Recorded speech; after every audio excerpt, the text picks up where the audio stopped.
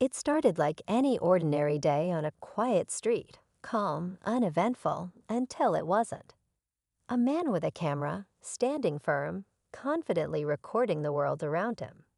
He wasn't doing anything wrong, just exercising his rights. Yet the tension in the air was undeniable. The moment the cops showed up, you could feel the stakes rise. They approached him with authority, questions, and demands. But this wasn't his first rodeo. With every word, every carefully chosen response, he turned the situation on its head.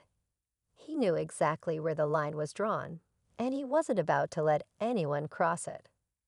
The officers pressed harder, their frustration growing as they realized this wasn't going to be as simple as they thought.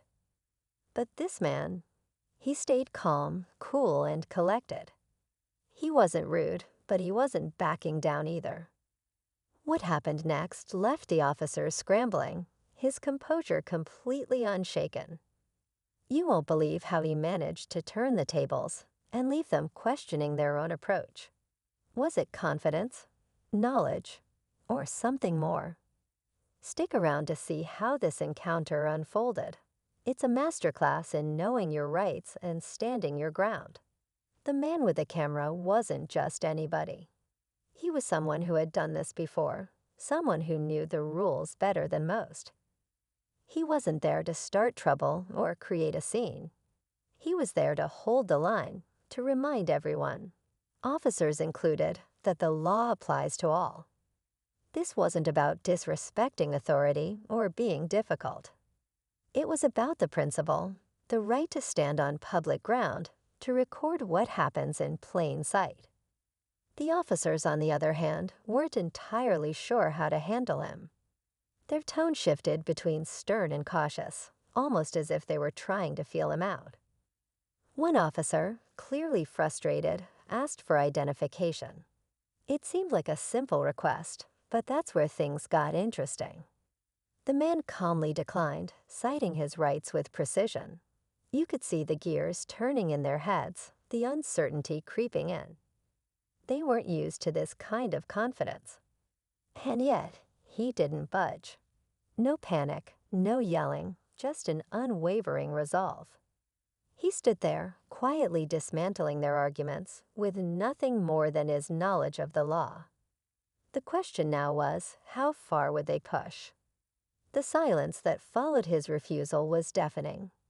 The officers exchanged glances, their body language betraying their growing discomfort. They weren't sure what to do next. One officer, trying to regain control of the situation, stepped forward and repeated the demand for identification, this time with a firmer tone. But the man didn't flinch. He simply asked a question of his own. Am I being detained, or am I free to go? It was a question that seemed simple enough, but it threw them off balance. The officers hesitated, as if they weren't prepared for such a calm yet pointed response. Meanwhile, passers-by started to take notice. A few slowed down, curious about what was unfolding, while others quietly recorded from a distance. The scene was becoming harder to ignore. The man, however, stayed locked in, fully aware of the growing audience, but completely focused on the officers. He didn't raise his voice or act confrontational. Instead, he let the law do the talking. Every time they tried to regain control, he calmly reminded them of his rights. You could see their frustration building, but the more they pushed, the clearer it became that they were in unfamiliar territory. What would they do now if the tension in the air was thick enough to cut? The officers huddled briefly, speaking in low tones, glancing back at the man as if trying to come up with their next move. Meanwhile, he stood there, calm and steady, his camera still recording every second. He knew this moment was critical. Every word, every reaction mattered. One of the officers, seemingly the most senior, stepped forward again. This time, his tone was more measured but still firm. He claimed they had a right to ask for identification under certain circumstances. The man listened intently, not interrupting, but when the officer finished, He responded with precision. Respectfully, unless I'm suspected of committing a crime, I'm not legally required to identify myself. Am I under suspicion? The officer paused, clearly taken aback by the response. It was as if he knew the man had a point, but wasn't ready to concede. The other officers shifted uncomfortably, the pressure building with each passing second. People in the crowd whispered among themselves, their phones capturing every angle. At that moment, the standoff felt like it could go in any direction. Would they escalate, or would they back down? The answer was just seconds away, and everyone watching could feel the weight of what was coming. Just when it seemed like the officers might step back and reevaluate, a fourth figure entered the scene, a supervisor. The crowd shifted, their interest reignited as the new arrival surveyed the situation. He had the presence of someone who wasn't used to being challenged, someone who expected his word to be final. The officers quickly briefed him, their voices low but hurried, as if hoping he could bring the encounter to a swift end. The supervisor approached the man, his expression calm but authoritative. He introduced himself and attempted to reset the tone. "Sir, we're just trying to figure out what's going on here. If you cooperate, this will all be over quickly." But the man didn't waver. He politely repeated his earlier question. "Am I being detained, or am I free to go?" The supervisor paused, clearly weighing his options. Then, unexpectedly, he shifted tactics. "If you've got nothing to hide, why not just show your ID and clear this up?" The crowd murmured, sensing the pressure ramp up. But instead of backing down, the man asked something no one expected. "If I show you my ID, will you guarantee that I'm not being unlawfully detained right now?" The challenge was clear, and for a brief moment, even the supervisor seemed unsure how to respond. The tension spiked, leaving everyone on edge. What would happen next? The supervisor straightened up, his confident demeanor wavering for the first time. The man's question had turned the tables again, leaving the officers visibly unsure. The crowd leaned in, phones recording every second, waiting to see how this standoff would end. The supervisor hesitated, then carefully chose his words. "You're not being detained, but we do have the right to ask questions." The man's calm reply came swiftly. "And I have the right not to answer unless I'm being detained. If I'm free to go, I'll be on my way." The tension broke slightly, but the situation wasn't over. One of the younger officers, clearly frustrated, stepped forward.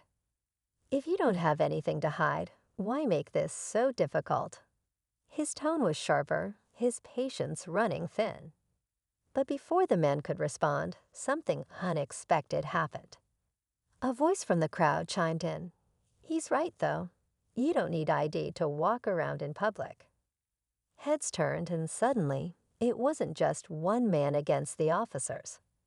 A handful of people in the crowd began voicing their support, challenging the officers' persistence. The shift in energy was undeniable, and the officers seemed to feel it. Realizing they were losing control of the narrative, the supervisor nodded reluctantly. "You're free to go," he said, stepping back. The man didn't gloat or make a scene. He simply thanked them, turned off his camera, and walked away. But as he left, the unexpected twist hit. The crowd, emboldened by the outcome, began recording the officers themselves, asking their own questions about the encounter. The shift in power was complete, leaving the officers to face the very scrutiny they tried to enforce. The man may have left, but the impact of what he stood for lingered long after he was gone. As the man disappeared into the distance, the scene slowly began to settle. The officers regrouped, clearly uneasy with how the situation had unfolded. The crowd, however, remained energized. Some continued recording, while others discussed what they had just witnessed.